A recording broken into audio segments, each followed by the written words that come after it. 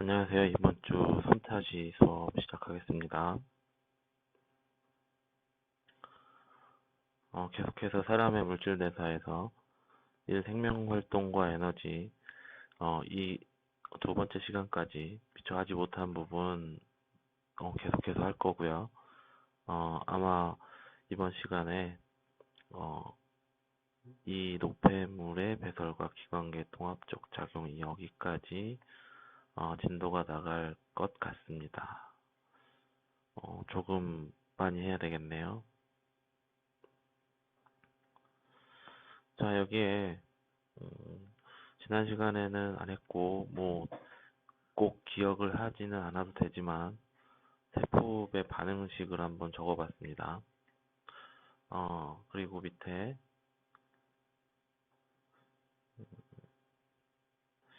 여기에는 그 밥이고요. 그 다음에 고기고요. 그 다음에 버터입니다. 이것들을 왜 가져왔냐면 이거 대표적으로 탄수화물 되겠죠, 그지? 탄수화물이고요. 단백질이고요. 단백질이 많이 함유되어 있고요. 그 다음에 지방 또는 지질이 많이 함유되어 있죠. 버터에. 얘네들이 공통적으로 에너지원이 되겠습니다. 에너지원, 에너지 공급원이 되겠죠, 그치? 그런데 근데 탄수화 만약 이제 소화가 된다 그러면 탄수화물, 그러니까 밥에 들어있는 탄수화물 녹말 되겠죠, 다당류. 이게 그 바로 얘가 포도당인데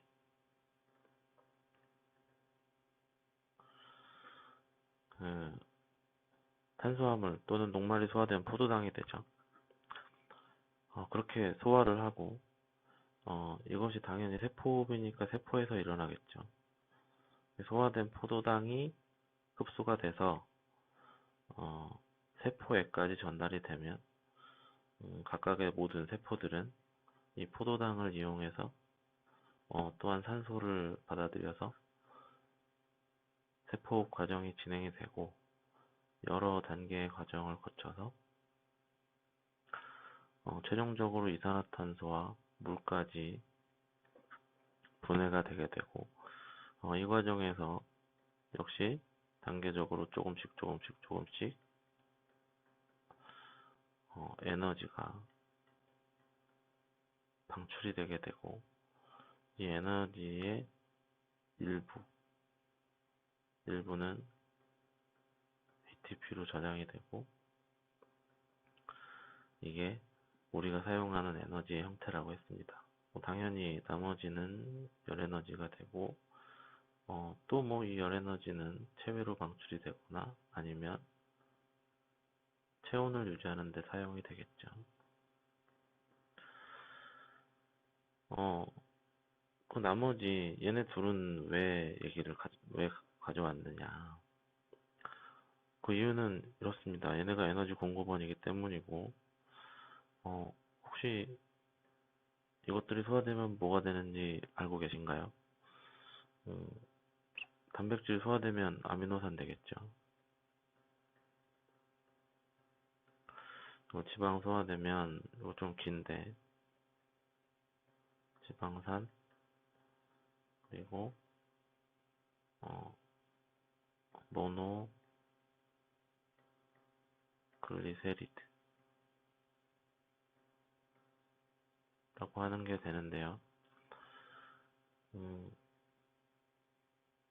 그럼 얘네들이 어떻게 해서 그냥 지금 이제 알아두시는데 이렇게 알아두시면 되겠어요. 아미노산도 그렇고 어, 지방산 모노글리세도 그렇고 에너지원으로 사용이 되는데 세포가 에너지를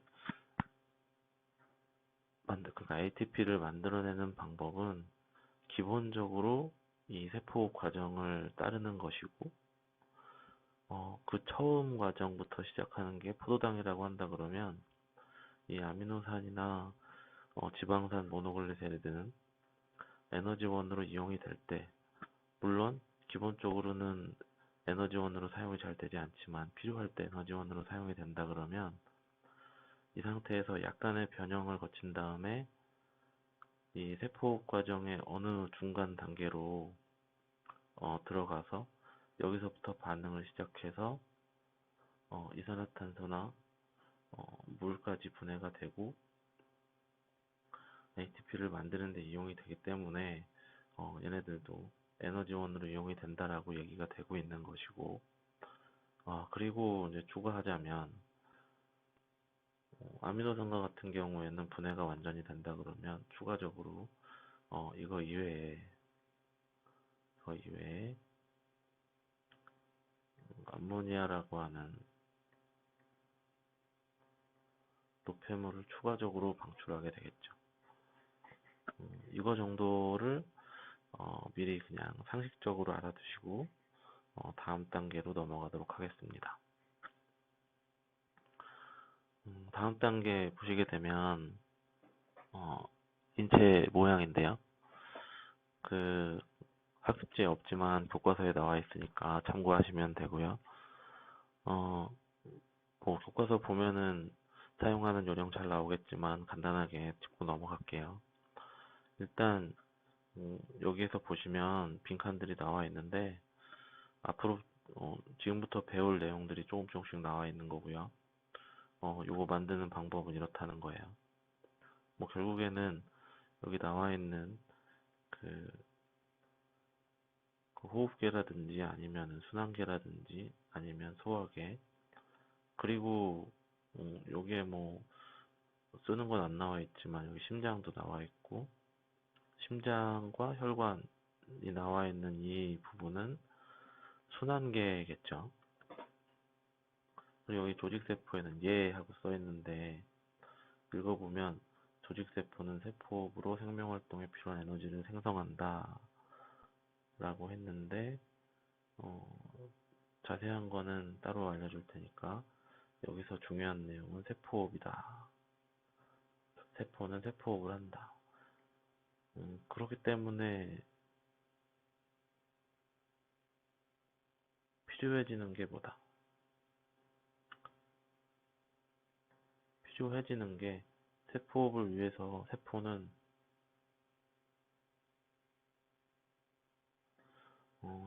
무엇을 공급받아야 되냐면 산소라든지 뭐 포도당과 같은 양분이라든지 이걸 공급받아야 되겠죠.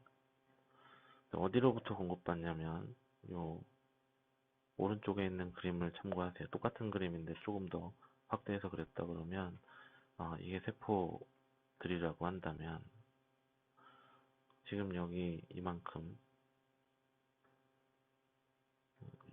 안쪽에 적혈구 보이죠? 지금 이게 모세혈관 되겠습니다.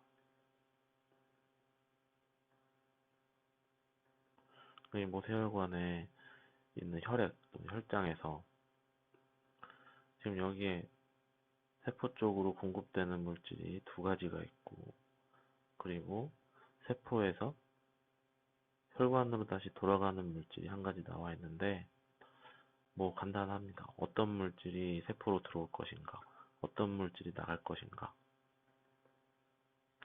라고 하는 건데, 필요한 게 들어오고 불필요한 게 나가겠죠. 필요한 거는 여기 있는 산소나 포도당과 같은 영양소 그리고 산소일 거고, 불필요한 거는 한마디로 말해서 노폐물들이겠죠. 그럼 세포는 산소랑 포도당은 받아들이고 그 다음에 노폐물은 다시 혈관으로 보내준다는 얘기죠. 그러니까 세포가 활동하면서 필요한 세포 에너지를 위해서 세포업을 하기 위해서 필요한 물질을 받아들이고, 그 필요 없거나 유해성 있는 물질, 세포 과정에서 생성된 노폐물, 그러니까 뭐 이산화탄소라던가 이런 것들 따위는 혈관으로 다시 돌려보내서 제거해 준다는 것이죠. 어, 얘기는 간단합니다. 뭐냐면 우리는 단세포 생물이 아니기 때문에 몸 안에 세포가 굉장히 많은데 그 모든 세포가 세포호흡을 해야 되고 그러기 위해서 공급을 받아야 되는데 어, 몸 안에 있기 때문에 각각 돌아다니면서 먹이를 얻거나 산소를 얻을 수 없죠. 그러니까 정상적으로 작용을 하기 위해서는 어떤 특별한 기관들이 어, 따로 만들어져서 각각의 세포에 필요한 것을 공급해주고 불필요하거나 해로운 것들을 제거해줘야 되겠죠. 계속해서. 그러기 위해서 순환계, 소화계, 호흡계 이런 것들이 존재하고 있다는 걸 보여주고 있는 거죠.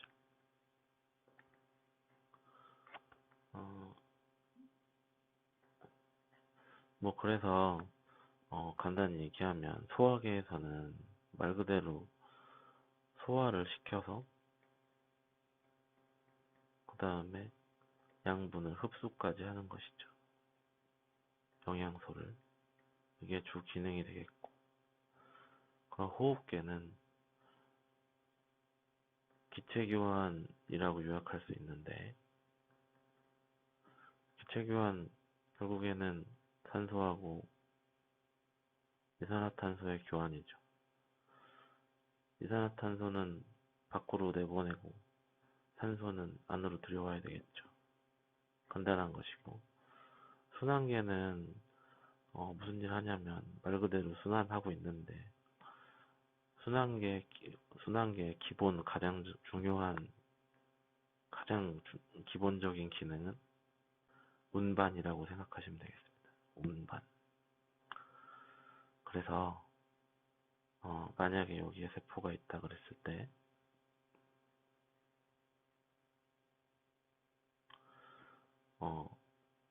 영양소는 어디에서 출발을 하냐면 여기 소화기관에서 출발을 하고 그리고 흡수되는 장소는 소장이겠죠.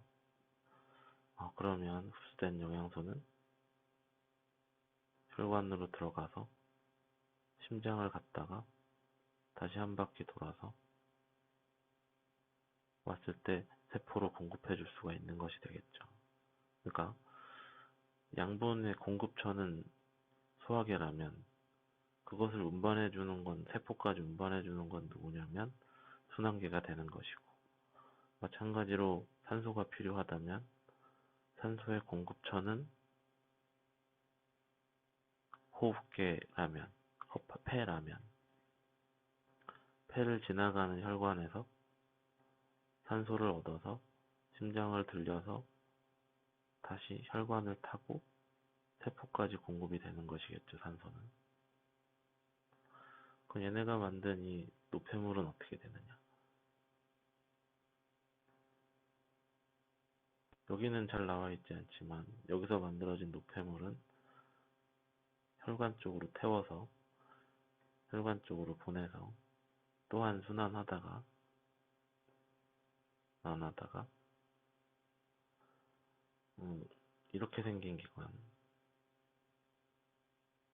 신장으로 보내져서 정화가 돼야 되겠죠. 노폐물 배설을 해야 되겠죠.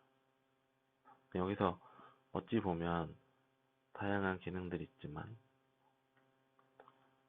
중간에서 가장 핵심적인 기능 모든 기관을 연결해주고 물질을 운반해주는 기관 어디냐면 순환계가 되겠습니다. 그러니까 순환계는 어떤 물리적으로나 기능적으로 다른 기관계들과 세포들을 연결해주는 기능을 하고 있다라는 것이고 이런 얘기들을 할 수 있는 게, 알 수 있는 게 뭐가 되냐면 이번 단원의 목적이 됩니다. 그래서 조근하게 됐네요. 잘 정리된 내용을 보기 위해서 이렇게 어느 정도 지워주시면 여기에 선생님이 쓰면서 한 것보다 예쁘게 잘 정리된 내용이 있으니까 어, 그 필기하실 학생들은 필기하시고 한 번씩 보면 좋을 것 같고요. 그리고 어, 이번 시간을 다 공부한 다음에 다시 한번 보는 것도 좋은 방법이라고 생각합니다. 학습제 내용으로 본격적으로 들어와서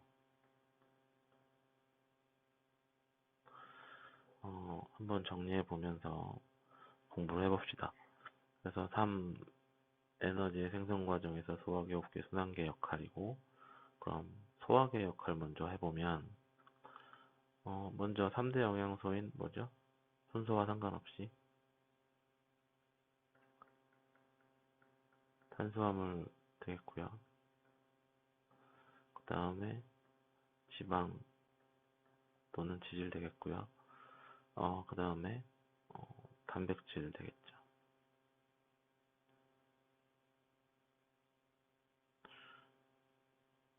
그러니까 우리가 이 3대 영양소를 다 필요로 하지만 그리고 이거를 음식물을 통해서 섭취를 하고 그렇지만 얘네들은 분자의 크기가 크기 때문에 바로 흡수할 수는 없다라는 거예요. 그러니까 소화의 이유가 되겠지.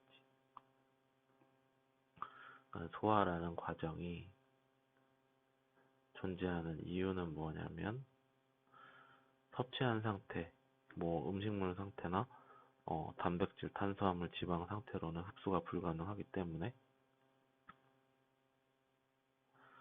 소화기관을 따라서 이동하면서 물론 뭐 물리적인 소화 방법도 있지만 이거는 기본적으로는 소화액에 들어있는 소화 효소에 의해서 흡수가 가능한 형태. 흡수 가능한 형태는 작은 형태겠죠. 그래서 여기서 말하는 탄수화물은 다당을 말하는 거예요. 다당류를 말하는 거니까 탄수화물은 소화가 되면 포도당처럼 단당류가 돼서, 그리고 단백질은 아미노산이 돼서, 그리고 어, 지방은 지방산하고 모노글리세리드가 돼서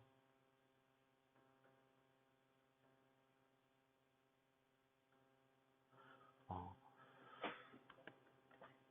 작은 분자로 분해가 된 후에 그 다음에 흡수로 이어지게 되겠죠.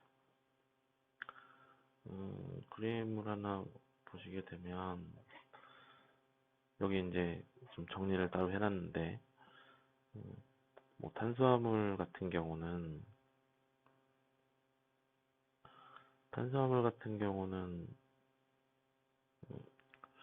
음식물 속의 다당류 형태로 또는 이당류 형태로 또는 분당류 형태로 존재하기도 하죠. 근데 이제 소화가 되는 거예요. 다당류나 이당류 같은 경우는 소화가 돼서 단당의 얘는 포도당 대표적이 되겠죠. 이게 돼서 흡수가 되고요. 흡수되는 장처는 소장, 소장의 용털이라고 나와 있습니다. 단백질도 아미노산으로 최종 분해되고 소장의 용털 상피세포로 흡수가 된다고 하고 있죠. 공통적인 거고, 지방, 모노글리세리드와 두 분자의 지방산으로 분해되고 소장의 용털 상피세포에서 지방으로 재합성된 후 흡수가 된다. 특이하죠. 원래는 중요한 얘기인데 지금 우리 교과서에 직접적으로 다뤄지지 않는 내용이니까 삭제하도록 하겠습니다. 흔히 이제 알고 있는 것으로 뭐 지방 같은 경우는 그림으로 이렇게 표현을 하죠. 이게 만약에 글리세롤이라고 한다면 여기에 이렇게 지방산이에요. 이게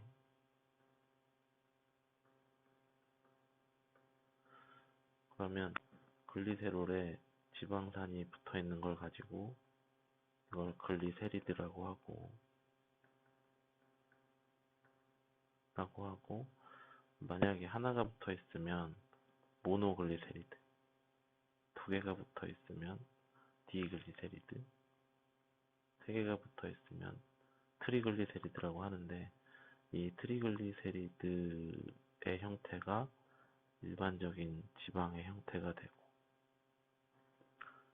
지방이 소화되게 되면 지방산 두 개는 떨어져 나가서 따로따로 지방산이 되고, 이제 요만큼 지방산이 하나 붙어 있는 상태, 글리세롤하고 지방산이 하나 붙어 있는 모노글리세리드 형태, 이 두 가지로 분해가 되고 소화가 된다고 알려져 있습니다.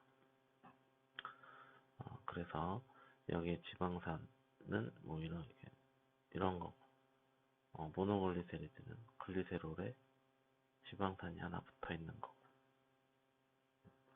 만약에 여기 있는 일반적인 지방, 중성지방이라고 하는 트리글리세리드가 소화가 되게 되면 지방산은 두 개, 모노글리세리드 한 개, 이렇게 해서 소화가 된다고 나오는 것이고요.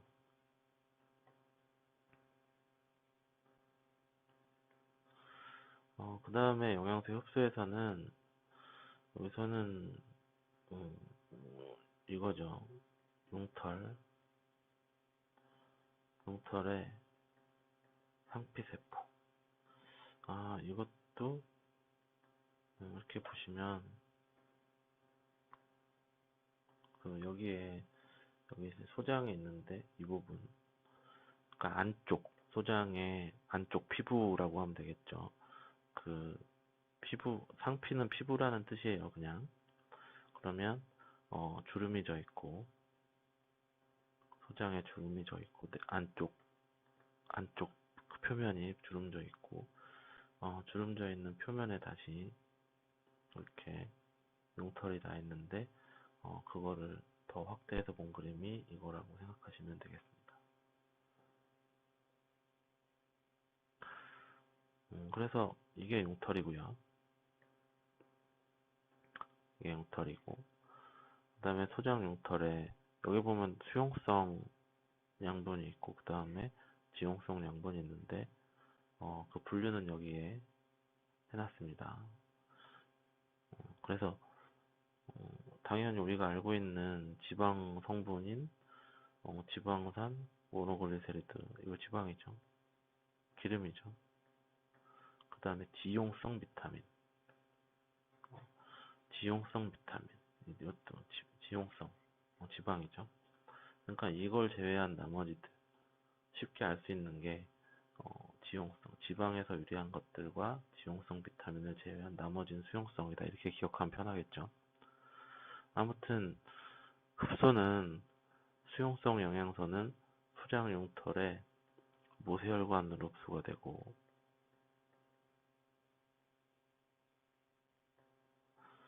그리고 지용성 영양소는 쪽에 보시면 암죽관이 있어요. 여기에 암죽관으로 흡수가 된다. 뭐 다른 내용에 비해서 이 내용이 좀 더 상세하게 설명이 되고 있으니까 주의 깊게 봐야 되겠죠. 그래서 간단하게 영양소의 소화, 그리고 영양소의 흡수에 대해서 알아봤고요. 그리고 흡수에 있어서 특히 조금 낯선 내용이 있을 수 있으니까 잘 지켜보시고, 여기에 뭐 암죽관은 여기 보면 림프관이랑 연결이 될 거고요. 모세혈관은 당연히 정맥하고 동맥으로 연결이 돼서 동맥으로 들어와서 정맥 쪽으로 나가겠죠.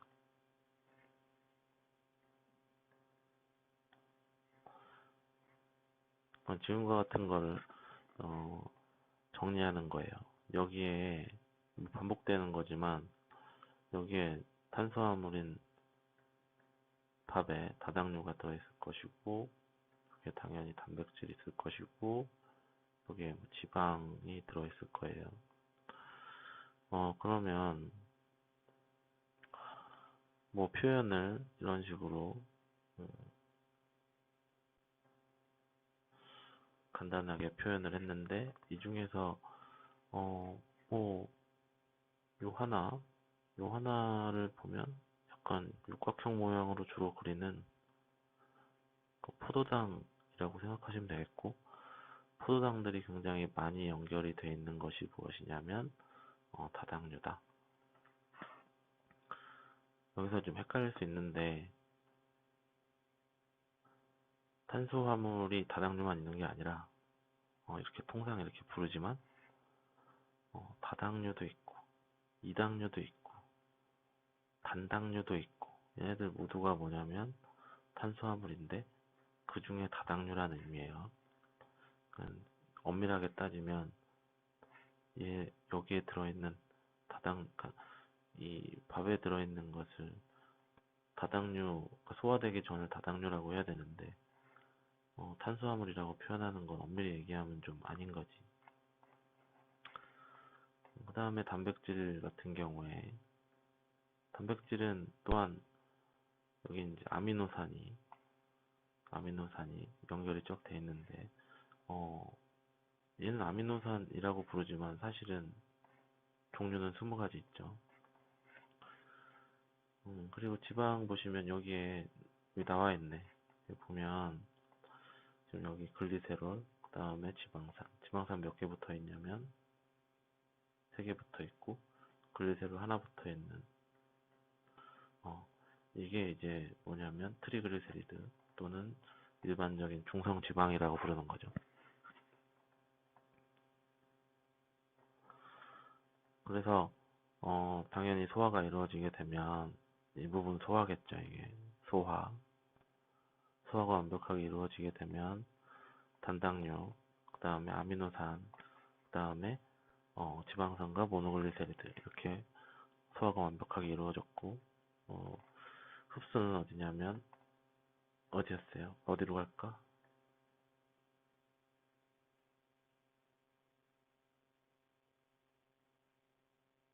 용털로 갔겠죠. 용털의 어디? 용털의 상피세포로 갔다가, 용털의 상피세포로 갔다가 어디로 간다 그랬어요? 두 가지지. 무혈관으로 가던가 암족관으로 가던가. 확인해 보시면, 그러니까 이 부분을 만약에 확대를 한다 그러면 상피세포 예층이 이렇게 있다. 상피세포가 이렇게 있다 그러면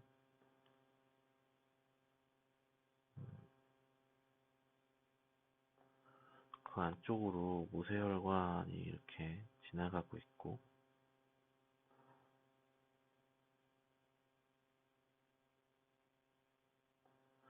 그 다음에 암족관이라고 하는 것도 이렇게 가운데 있고, 그 상태에서 여기 있는 단당류, 아미노산 같은 경우는 상피세포 들어갔다가 모세혈관으로 들어가는 거고,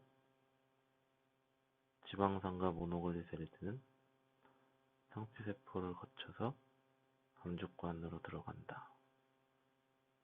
이렇게 운반이 된다. 이렇게 흡수가 된다라고 생각하시면 되겠고요. 여기에 어떤 게 동맥이냐 정맥이냐 지금 색깔이 구분되어 있으니까 알 수 있지만, 여러분들 학습지에 이걸 굳이 적을 필요는 없을 것 같아요. 왜냐면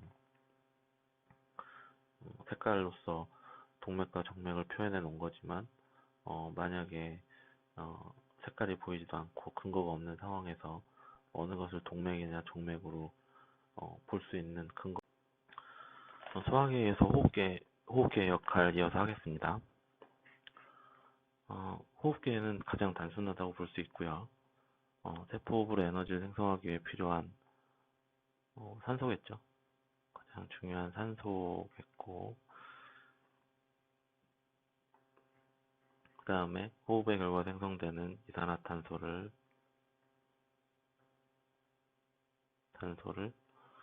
다시 대기로 내보내는 역할을 하고, 한마디로 말해서 기체 교환을 하는 거죠. 여기 이제 기체 교환의 원리에 분압이라는 말이 나왔는데, 여기 한번 보세요. 교과서에도 나와 있지만,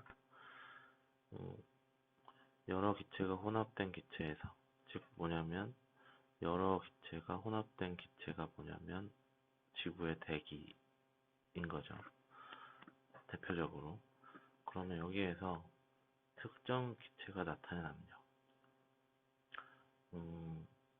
만약에 대기를 예를 들면 대기의 기압이 1기압이지, 이걸 갖다 1atm 이렇게 표현을 하죠.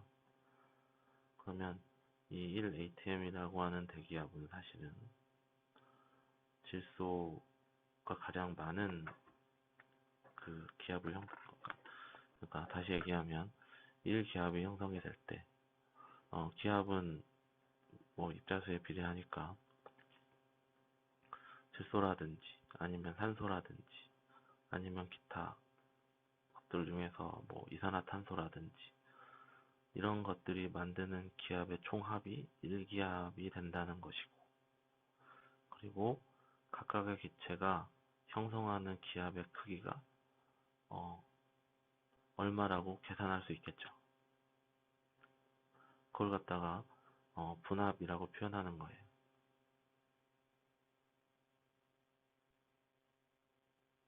근데 뭐 이것까지 여기서 분압의 의미는 그냥 이렇게 알아두시고, 그런데 여기서는 이런 식으로 생각을 하면 될 것 같아요. 어차피 원리는 확산이거든.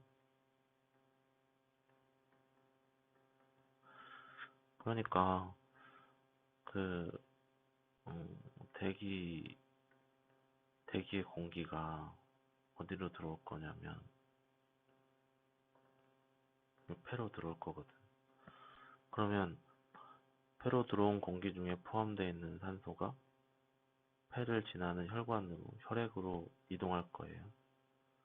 그러면 이동하는 원리는 어차피 확산이야. 근데 원래 확산은 그 농도가 많은 쪽에서 적은 쪽으로 가는 거 아니겠어요? 그리고 여기서도 마찬가지, 분압이 형성되는 이유도 어떤 기체의 그 입자의 어떤 개수 이런 것 때문에 형성이 되는 거기 때문에, 이 분압이 높다는 거는 반드시 그렇다고 볼 수는 없지만, 분압이 높다는 것은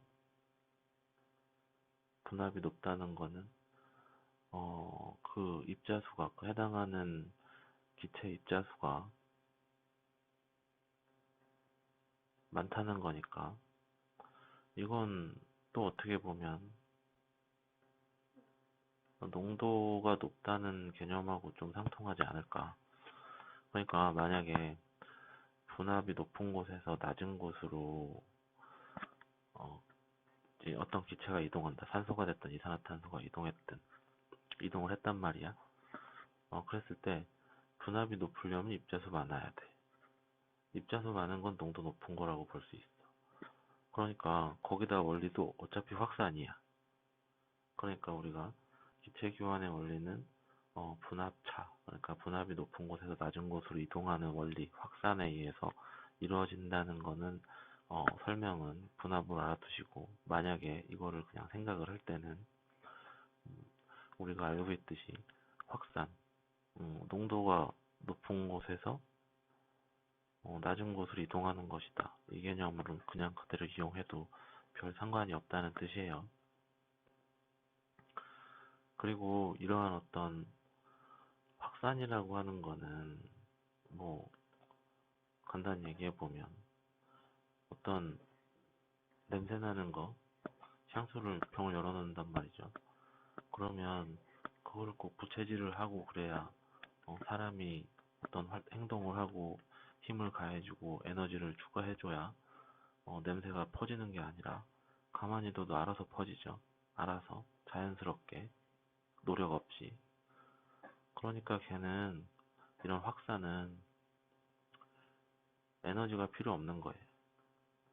그러니까 누가 뭘 다른 걸 해주지 않아도 돼. 알아서 일어나는 거지. 자연스럽게. 그러니까 ATP가 소모될 필요가 없어요.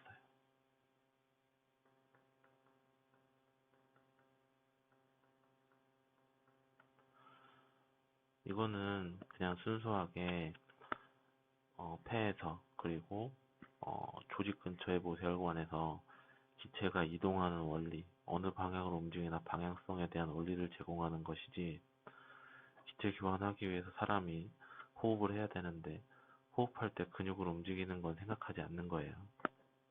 여기서는 단순하게 확산에는 ATP 에너지가 소모되지 않는다. 이거만 기억하는 거예요. 호흡의 원리가 아니라 기체가 이동하는 원리, 기체가 교환되는 원리를 얘기하는 거야. 그러면 그거는 그냥 확산이야. 어떤 확산이냐면 분압의 차이에 의한 확산이고, 그 다음에 확산이라고 하는 현상은 원래 누가 도와줘서 하는 게 아니라 알아서 할 수 있는 거기 때문에, 알아서 이루어지는 거기 때문에 굳이 에너지를 소모하면서 도와줄 필요 없다는 거지. 소모되지 않는다가 정답이라는 거예요.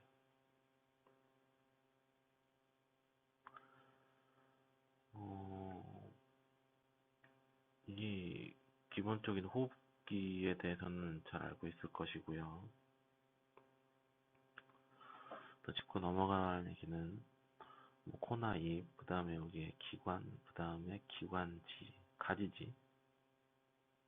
가지처럼 형성된 게 기관지가 되겠고, 이게 폐고.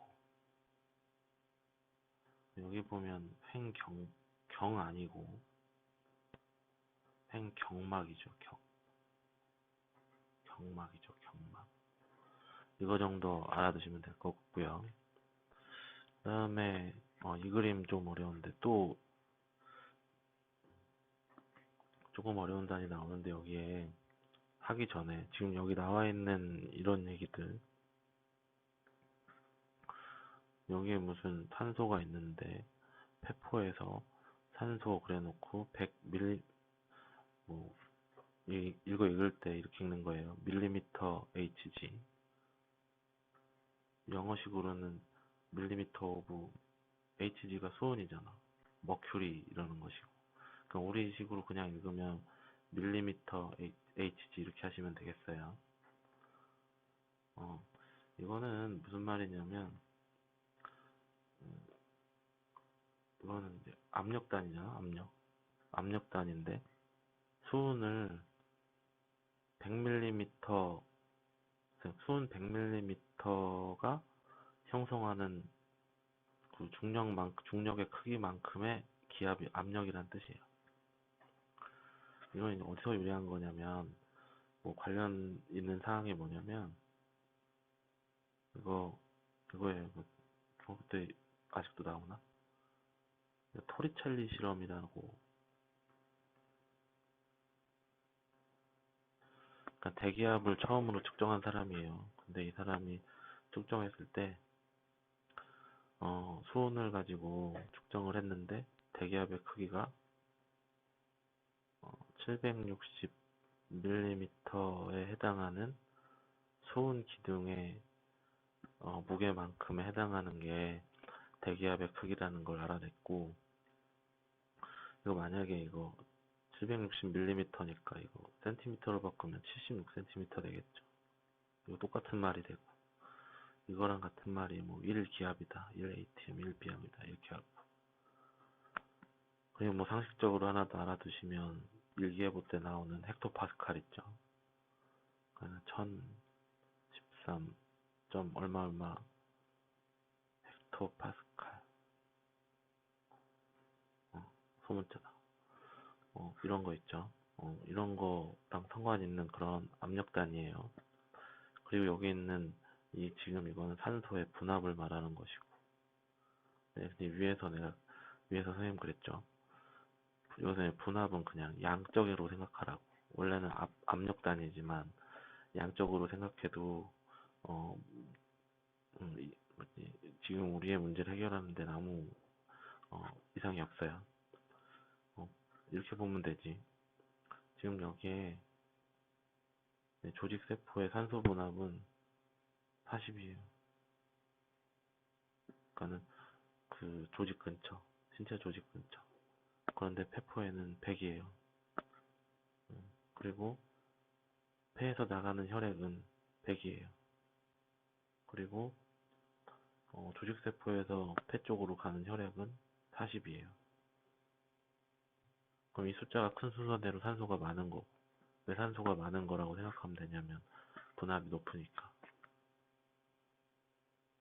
분압은 어떤 이 산소의 분압은 같은 공간 안에서 산소의 이 분자 수와 비례하니까. 뭐 그렇게 생각하면 되겠죠. 그래서 여기에요. 그러니까 여기 이게 지금 폐로 들어가는 혈액인데, 폐로 들어가는 혈액에는 산소는 40 있고, 폐포 안에는 100짜리, 산소가 100짜리 기체가, 공기가 들어있어. 그러니까 여기는 100, 여기는 40인 상태에서 높은 쪽에서 낮은 쪽으로 산소가 이동해서 가진 만큼 최대한 이용해서. 어차피 확산의 결과는 뭐예요? 확산의 결과는 양쪽의 농도가 같아지는 거야. 여기서는 양쪽의 분압이 같아지겠죠. 그러니까 원래 처음에 폐로 들어가는 혈액의 산소 분압은 40이었는데 나올 때는 100인 이유는 더 높은 이쪽에서 폐포 쪽에서 산소가 공급됐기 때문이라고 생각하면 되겠죠. 그럼 여기 지금 조직 근처에 모세혈관이란 말이지. 그럼 조직 근처에 모세혈관에 이 혈액이 그냥 오는 거니까 산소 분압 100일 거고, 여기 40이니까 어디를 이동해요? 세포 쪽으로 산소 이동하지. 그럼 반대로 여기 이산화탄소예요. 이산화탄소. 조직의 이산화탄소 분압 46. 조직 근처 모세혈관으로 들어오는 혈액에 들어있는 이산화탄소 분압은 40. 46에서 40 쪽으로 가겠지. 그래서 얘도 46이 됐고, 폐에 가면 40이 되니까 다시 이산화탄소를 내보내고 돌아왔을 때는 40이 됐겠지.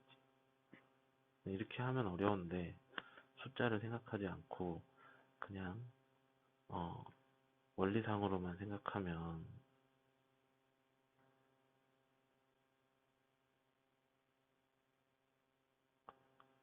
사실 더 간단하죠. 얘는 산소를 소모하는 거야. 얘는 산소를 호흡하는데 소모하기 때문에 산소가 적을 수밖에 없어.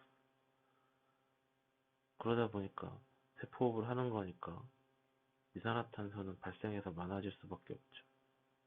그러니까 많아지니까, 그리고 필요 없으니까 제거하는 거고, 필요한 게 적어지니까 공급받아야 하는 거예요. 그리고 마찬가지로 상식적으로 다 알고 있잖아. 폐에서 우리 몸에 필요한 산소를 공급받는 거니까, 폐에 들어있는 공기에서 혈액 쪽으로 산소 이동해야 되고, 이산화탄소, 혈액에 많은 이산화탄소 제거해야 되는 거 맞잖아. 이렇게 간단하게 그 원리상으로 접근해도 상관이 없고, 그 다음에 수치를 읽으면서 생각을 할 때는 이걸 생각해야죠.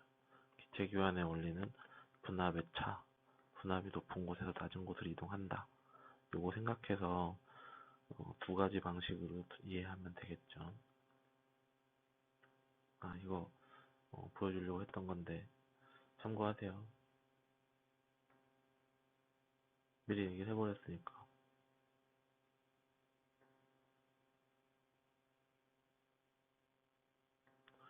미리 얘기를 해버려서 안타깝지만 다시 한번 얘기해주면 이거 모른다고 해서 생명과학 공부하는데 지장은 없어요. 그러니까 1ATM 그럼 1기압이에요. 이에 해당하는 게 760이고, 그 다음에 기억이 날지 모르겠지만 수온으로 하면 760mm지만 물로 하면 얼마라 그랬죠? 여기 보시면 1000 이렇게 돼 있는데 만 단위네. 1000mm래.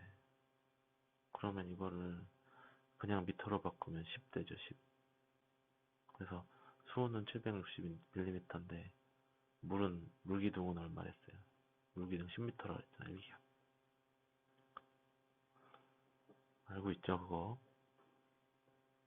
그리고 밀리바라고 하는 것과 그 다음에 뭐 헥토파스칼 같은 단위라는 거, 같은 단위라는 거. 이런 것들도 이거 사실 이거랑 상관이 있어요. 상관이 있는 거. 상식적으로 이 정도 단위 정도는 알아두면 좋고요. 그 다음에 순환계 역할입니다. 순환계 역할은 소화되어 소장의 용털에 흡수된 무엇? 영양소. 안 보인다.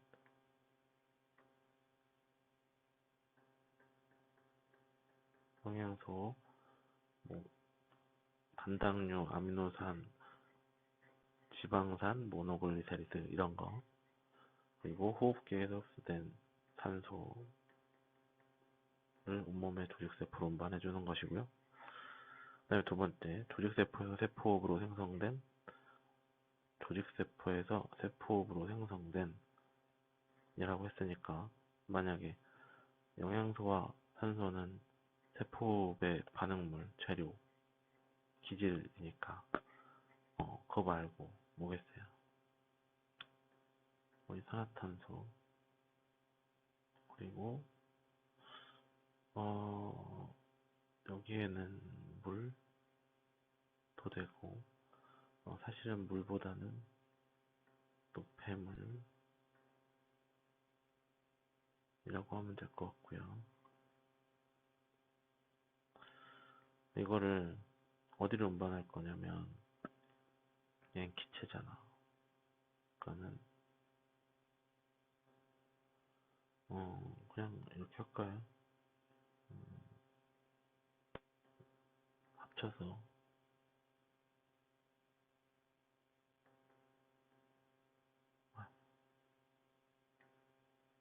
해서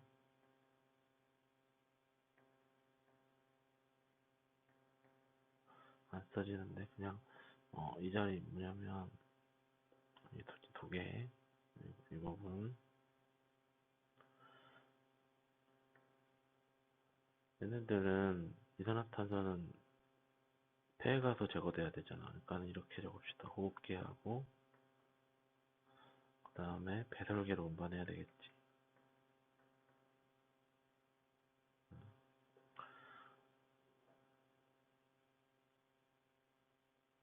다시 지금 여기하고 여기에 뭐라고 써야 되냐면 뭐 생성된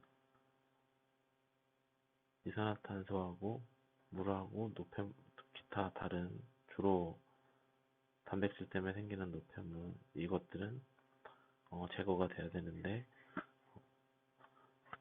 일단은 세포에서 혈관으로 이동한 다음에 혈액으로 이동한 다음에 호흡계, 뭐 결국 생각했던 것보다 설명할 게 좀 많아서 시간이 오래 걸린 관계로 이번 뭐 3차식에 뭐 깔끔하게 끝까지 마무리를 못 지을 것 같네요. 뭐 개념 적용하기까지는 어떻게 할 수 있을 것 같은데, 뭐 완벽하게 마무리 못하니까 차라리 다음 시간에 이어서 복습 조금 하고 다시 이어서 하는 걸로 하는 게 더 좋을 것 같습니다. 해서 이번 주 3차시 수업까지는 여기서 마무리 짓기로 하고, 이후에 다시 잘 연결해서 같이 공부해 보도록 합시다. 이번 주 수업 듣느라고 수고했고요. 다음 주에 건강한 모습으로 만날 수 있도록 합시다. 여러분 수고하셨습니다.